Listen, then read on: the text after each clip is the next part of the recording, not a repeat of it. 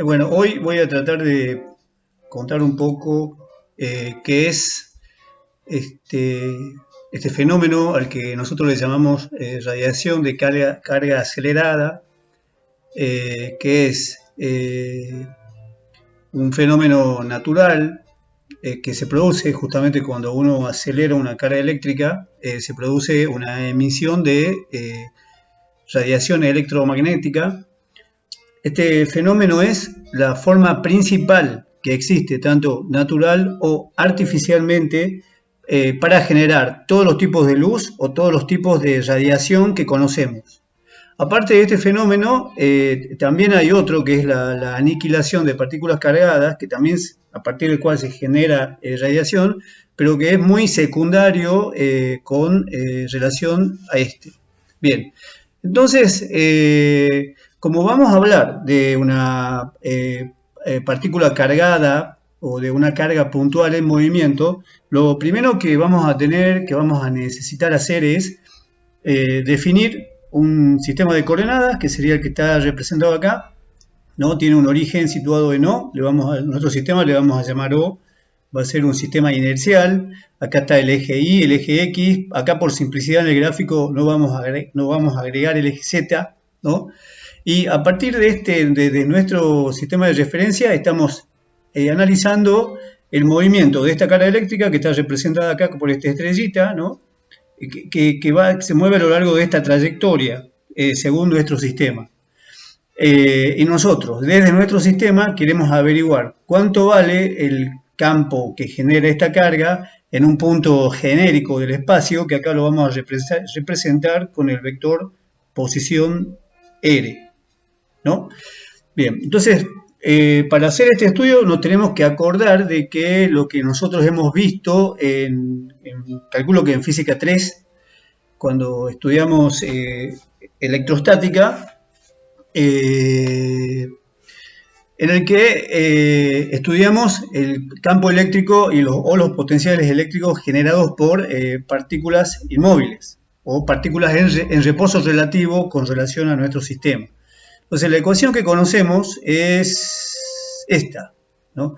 Nosotros, ¿qué es lo que sabemos? Que el campo eléctrico generado por una carga puntual es igual a una constante, K, que es 1 sobre 4pi por epsilon 0, multiplicada por el valor de la carga sobre la distancia al cuadrado entre nuestra carga y el punto donde estamos evaluando el campo. Entonces, esta es la ecuación conocida.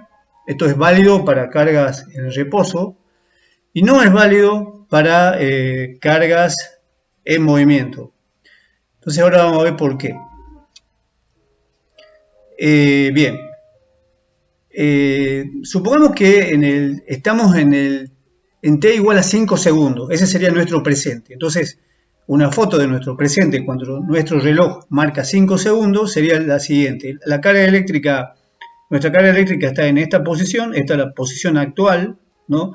La vamos a definir a la posición de la carga eléctrica con un vector al que le vamos a llamar W. Este vector posición depende de las tres coordenadas espaciales y también depende del tiempo. Justamente la partícula se está moviendo, ¿no? Y en este instante, en nuestro presente, o sea, en t igual a 5 segundos, queremos saber cuánto vale el campo eléctrico en este punto. Bueno, ustedes van a notar que como la carga eléctrica se está moviendo en relación a este punto, acá el campo va a ir variando. El valor del campo no va a ser el mismo cuando la carga esté cerca o cuando la carga esté lejos. Es más, si está muy lejos ya acá no va a haber ningún campo eléctrico, ¿no?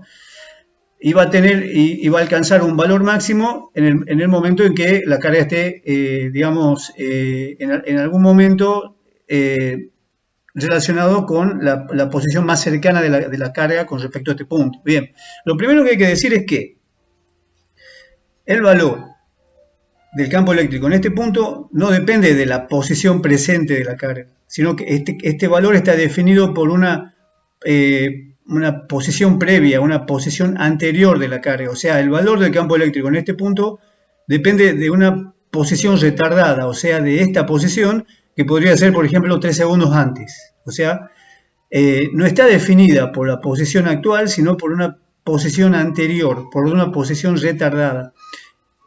¿Por qué pasa eso? Porque el campo eléctrico, por ejemplo, en este punto del espacio, va a quedar determinado por los fotones virtuales que emite la carga y que son los que definen el valor del campo en cada punto del espacio. O sea, esta carga eléctrica está emitiendo continuamente fotones virtuales que son los que llevan la información de la posición de la carga y del valor de la carga. Y estos fotones virtuales no se mueven con velocidad infinita, se mueven con la velocidad de la luz. O sea que van a demorar un tiempo en llegar desde donde está la carga hasta el punto donde nosotros lo estamos evaluando el campo.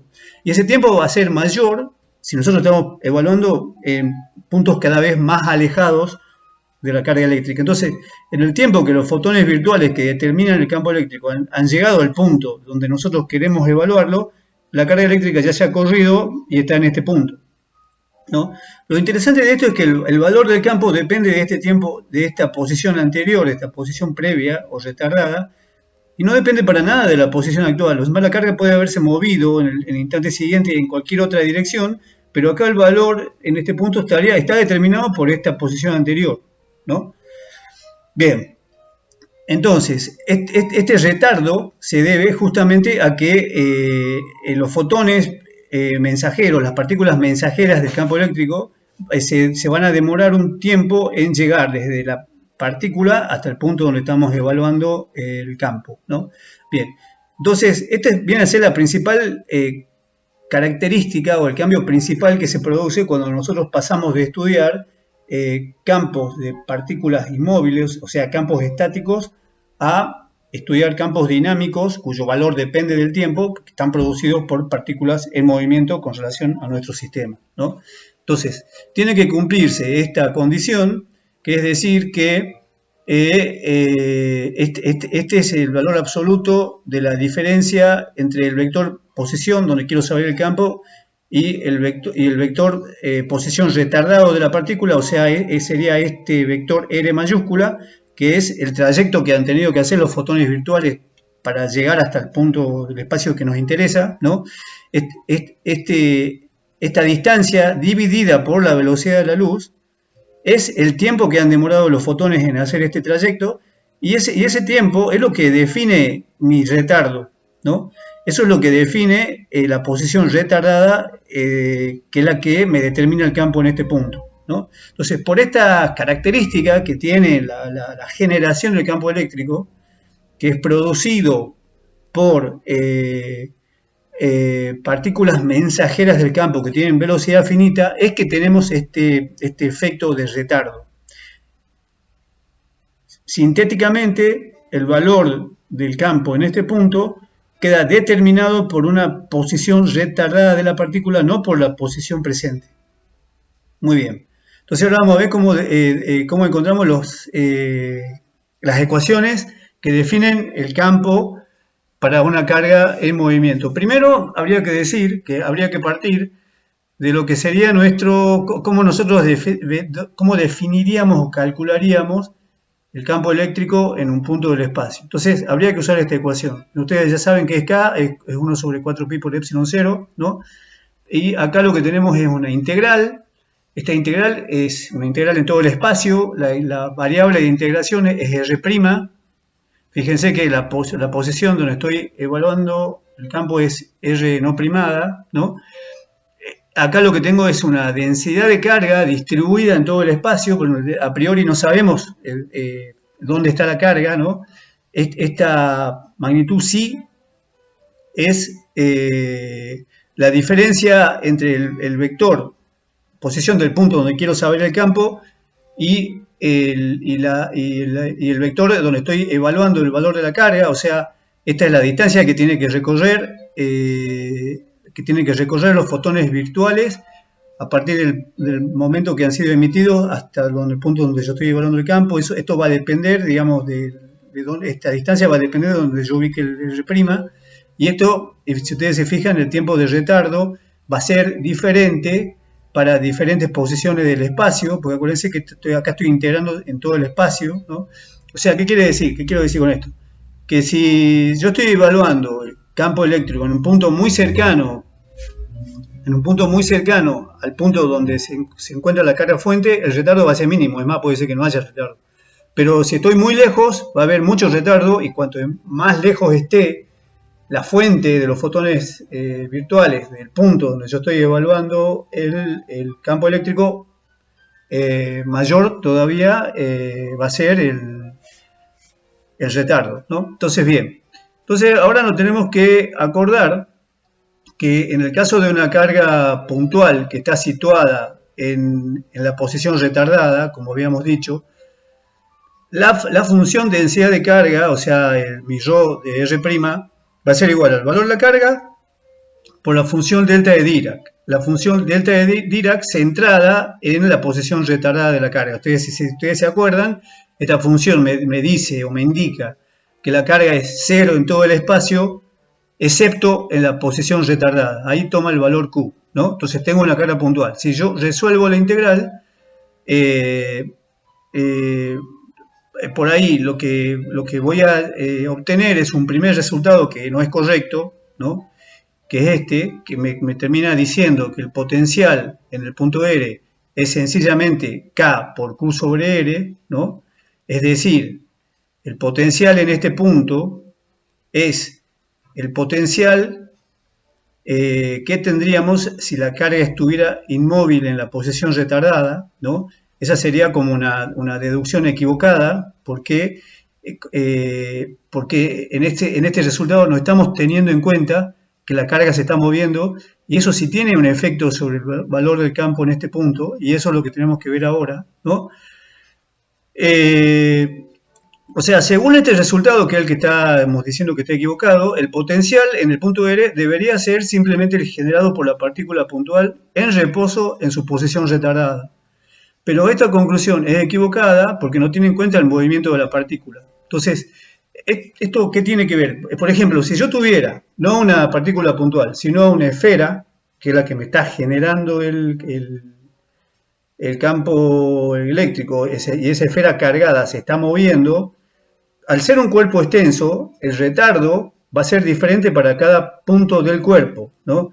Entonces, el efecto va a ser que el campo eléctrico es el generado por un volumen distorsionado, va a ser tipo elipsoide, debido al movimiento de la esfera, ¿no? Y esa distorsión producida por el movimiento, que me alteraría la geometría de la carga que lo está generando al campo eléctrico, que es la distorsión que yo estoy descartando o desechando si considero que el campo es sencillamente el campo producido por la esfera en la posición retardada. Bueno, esa distorsión, que sí hay que tenerla en cuenta porque me altera el valor del campo, aún se mantiene o sigue existiendo para el límite en el cual el volumen es cero y tengo, digamos, una partícula puntual. O sea, incluso para una partícula puntual esa distorsión existe. Entonces, para tener en cuenta esta distorsión, hay que modificar, digamos, las ecuaciones.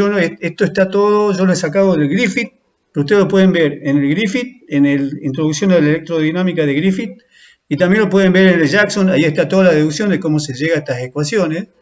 Pero si uno tiene en cuenta el movimiento y el efecto de distorsión que tiene el movimiento sobre la geometría que genera el campo eléctrico, las ecuaciones que obtenemos son estas, ¿no? Este es el potencial eléctrico, hasta acá es la misma ecuación, estos tres primeros factores, sin tener en cuenta este paréntesis, es la misma ecuación que tendríamos para una partícula inmóvil en la posición retardada, pero ahora se agrega este factorcito, ¿no? Que es un escalar, donde tengo un producto escalar entre n, que es el vector unitario en la dirección del vector r, ¿no? Y la velocidad de la partícula, ¿no? Este factor es lo que me tiene en cuenta la distorsión generada por el movimiento, ¿no? Y además, como ahora tengo una partícula cargada de movimiento, ustedes ya saben que además tengo un campo magnético. Entonces, este campo magnético va a quedar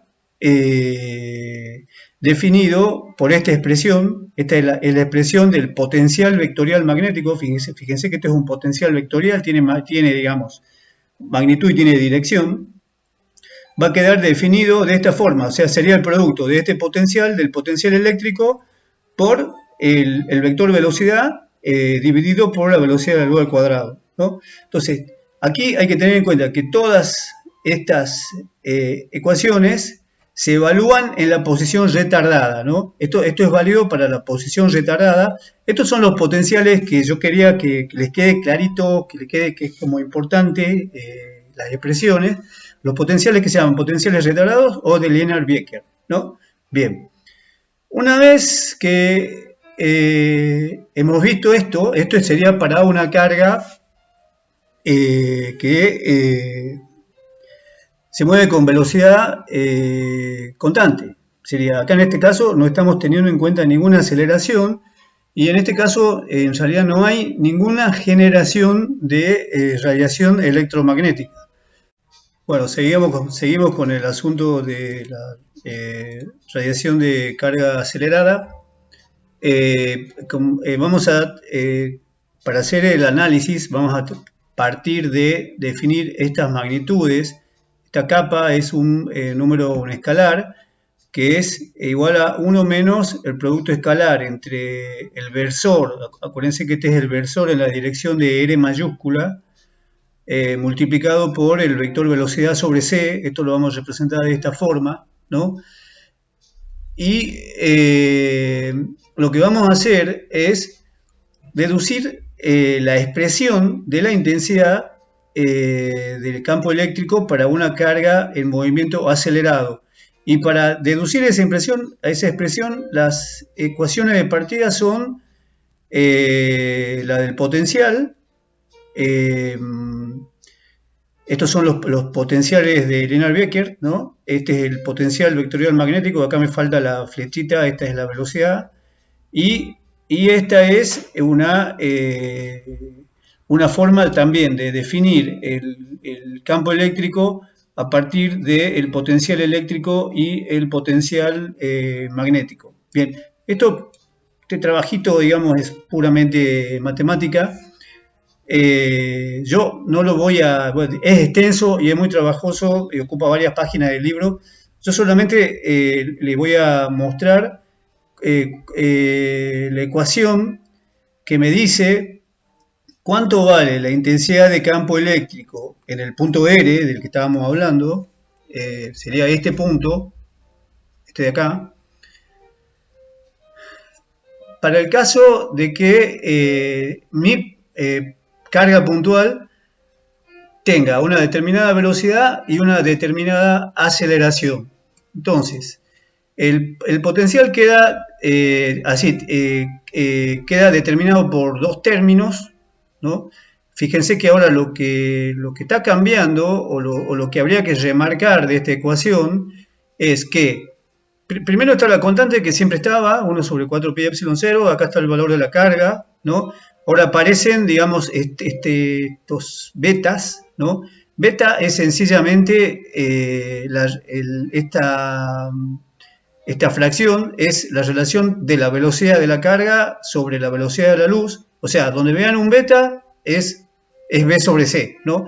Que puede ser en forma vectorial, como está acá, que tendría, digamos, un vector que tiene la dirección de la velocidad de la partícula, o en forma escalar, como está acá.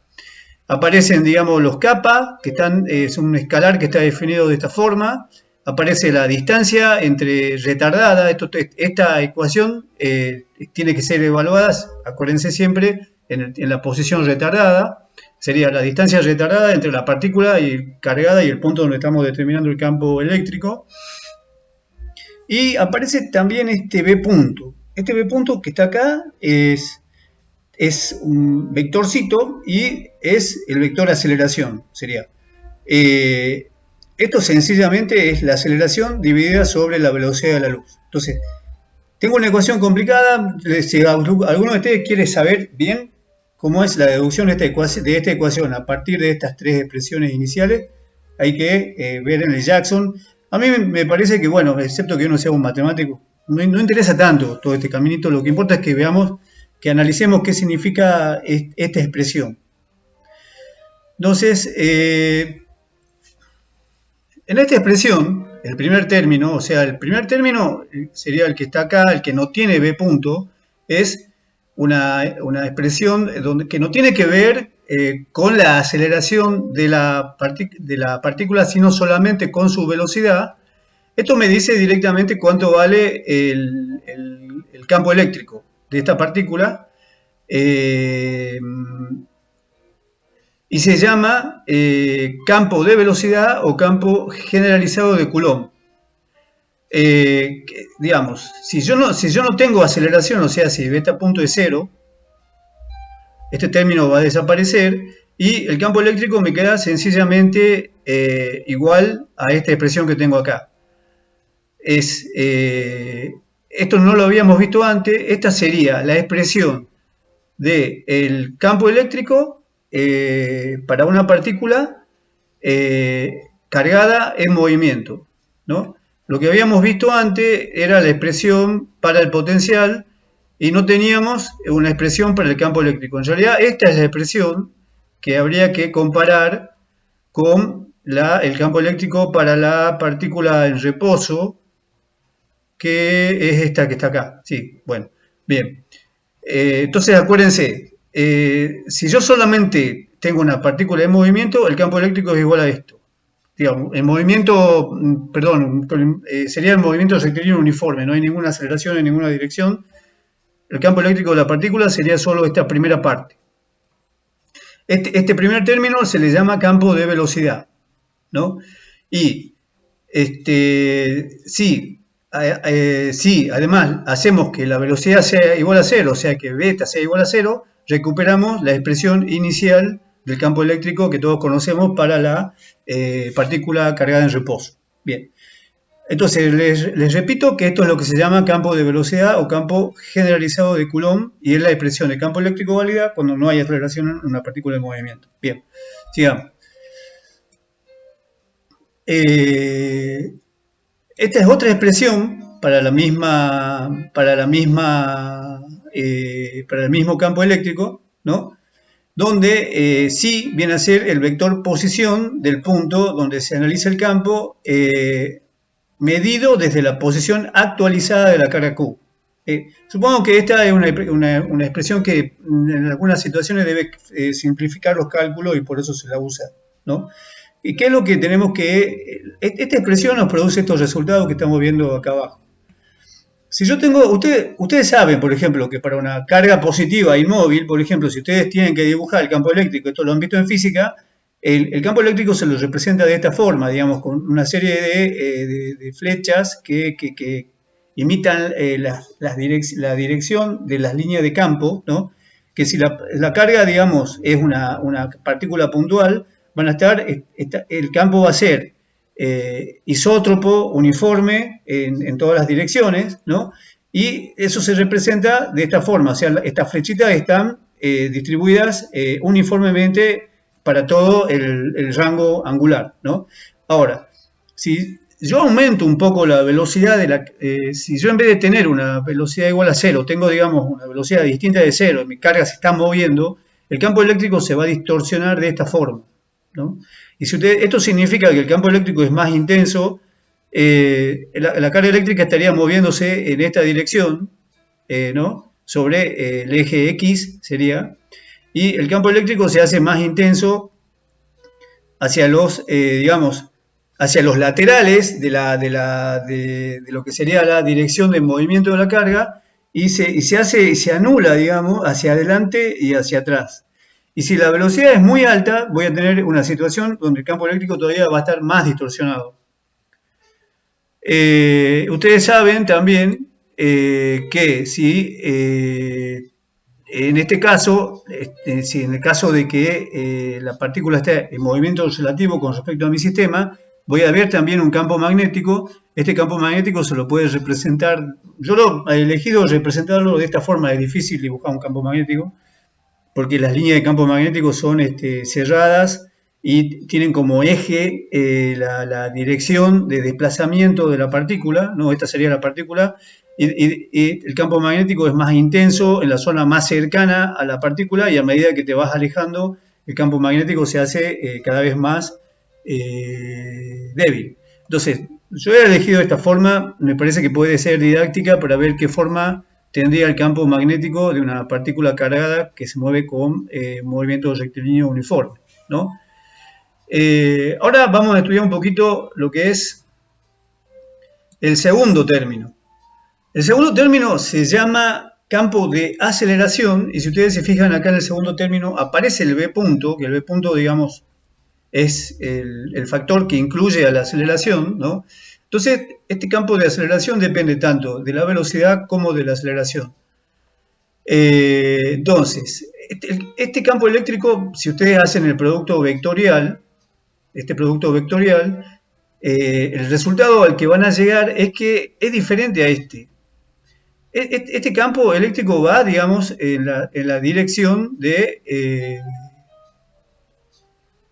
en la dirección, por ejemplo, de n, del vector posición descripto entre la posición de la partícula y el punto del espacio en el que yo quiero averiguar el campo eléctrico, ¿no? Entonces, este campo eléctrico tiene esa dirección. O sea, por ejemplo, el campo eléctrico en este punto, en el extremo del vector, apunta justamente en esa dirección. Tiene la misma dirección el campo eléctrico que el vector posición medido desde la partícula, ¿no? En este caso desde la posición actualizada de la partícula. Pero este campo de aceleración produce un campo eléctrico que es transversal a la dirección de n. O sea, si nosotros lo dibujáramos acá, pudiera dibujarlo sobre este punto, el vectorcito sería, digamos, sería normal a este, ¿no? Entonces, esa característica tiene este segundo campo de aceleración. Y este vector normal, el que ustedes ya conocen como radiación electromagnética. O sea, este campo me está generando una emisión de radiación de radiación electromagnética, y se produce justamente porque tengo este B punto acá, tengo esta aceleración, ¿no? Esta sería la expresión de mi campo del campo eléctrico, este campo eléctrico transversal, y esta sería la expresión para el campo magnético, que también es transversal a n, ¿no? Entonces, lo que nosotros podemos deducir de todo este tratamiento matemático es que la radiación se produce espontáneamente cuando la carga eléctrica es sometida a una aceleración, y además podemos sacar la conclusión de que esta radiación producida por la carga acelerada se deriva directamente sin supuestos adicionales a partir de las ecuaciones de Maxwell, ¿no? Entonces, de esta forma nosotros matemáticamente lo que hemos logrado es expresar un fenómeno natural y entenderlo mejor, digamos, de alguna forma. Entonces, lo que nos quedaría ahora es calcular la potencia radiada por una carga puntual acelerada. Entonces, para hacer eso hay que trabajar con una magnitud física a la que le llamamos vector de Poynting, ¿no? Que es la que sirve para calcular el flujo de energía electromagnética a partir de una superficie dada.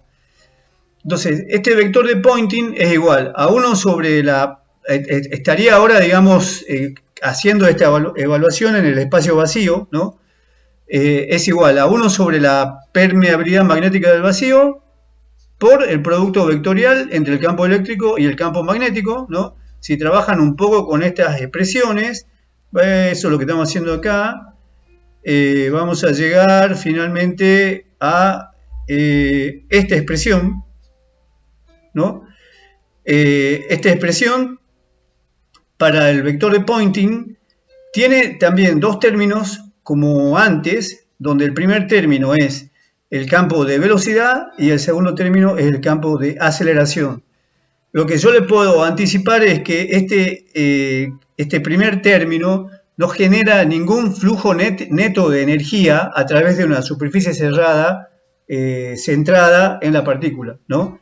Esto no genera ningún flujo neto, pero este sí, el segundo término, que es el que se debe al campo de aceleración, genera un flujo neto de energía saliente, digamos, a través de cualquier superficie cerrada centrada en la partícula que nosotros queramos, digamos, definir, ¿no? Entonces, ¿qué es lo que importa? Este primer término no genera radiación, una emisión neta de energía, pero sí, esto significa un flujo neto de energía que está siendo emitido a partir de la partícula que se está acelerando. Entonces creo que eso es lo que he tratado de representar acá. El primer término dice corresponde al campo de velocidad y representa el flujo de energía de campo que no genera un flujo neto a través de una superficie cerrada centrada en la carga. La superficie cerrada la estaría representando acá de esta forma. Y, por ejemplo, si tengo esta es la partícula, tiene una velocidad, una cierta velocidad v hacia la derecha, ¿no?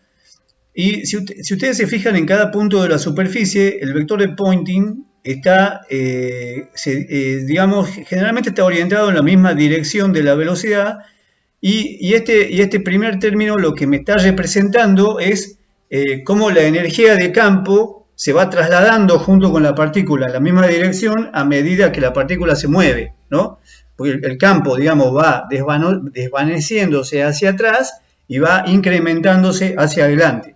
Pero ese flujo de energía no significa un flujo neto de energía hacia el exterior emitido por la partícula. En cambio, el segundo término, si ustedes lo calculan, van a ver que el vector de Poynting está apuntando hacia afuera, ¿no?, de la superficie, son normales, lo que quería representar son vectores normales a la superficie donde, digamos, están producidos por estos campos eléctricos y magnéticos transversales, y este flujo significa una radiación neta de energía hacia afuera producida por la partícula. Bien, entonces, el segundo término cuya expresión es esta, ¿no? Corresponde al campo de aceleración y genera un flujo neto de energía dirigido hacia el exterior sobre una superficie esférica centrada en la carga, ¿no? A partir de esta última expresión del vector de Poynting se puede derivar una ecuación para la potencia angular radiada por la carga puntual. Esto me indica la potencia radiada por la carga en un diferencial de ángulo sólido para diferentes, digamos, posiciones angulares, ¿no? Entonces, la potencia radiada tiene esta forma, ¿no? Esta expresión se evalúa, como siempre, en la potención retardada y es válida siempre que los cambios de dirección y magnitud, tanto en la velocidad como en la aceleración, puedan considerarse despreciables, o sea, se están manteniendo constantes, o bueno, los cambios son pequeños, eso es lo que importa. Ni la velocidad ni la aceleración están cambiando muy rápido, sino que están cambiando despacito, digamos, ¿no? Cambiando suave sería, ¿no?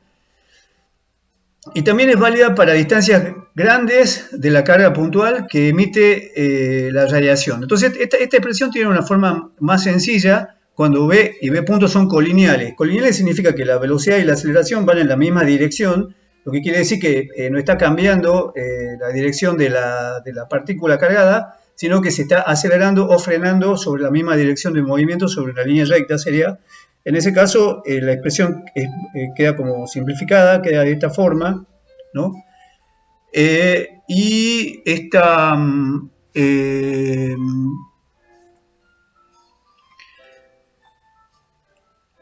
este gráfico lo que me indica es cómo varía la intensidad de la potencia radiada en función de la dirección de emisión de la radiación. Entonces, tengo una partícula cargada, que sería esta pelotita verde que se está moviendo con una cierta velocidad, ¿no?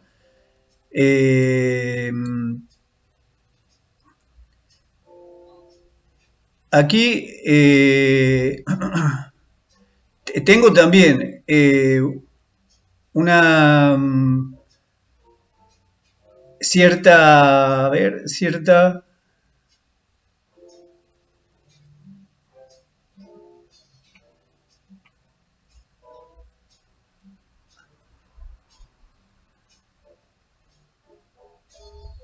Acá tengo una partícula acelerada donde la aceleración y la velocidad son colineales, serían en esta dirección, hacia la derecha. Esta partícula, si por ejemplo las velocidades son bajas comparada con la velocidad de la luz, estos lóbulos lo que significan es la potencia de la radiación emitida, ¿no? Por ejemplo, si la velocidad de la partícula es cercana a la velocidad de la luz, los lóbulos tienen esta forma. Esto significa que la intensidad de la radiación emitida por la partícula en esta dirección tiene este valor, o sea, el módulo de lo que sería este vector, ¿no? Si yo cambio un poco el ángulo y me voy a un ángulo mayor, la intensidad de la radiación disminuye.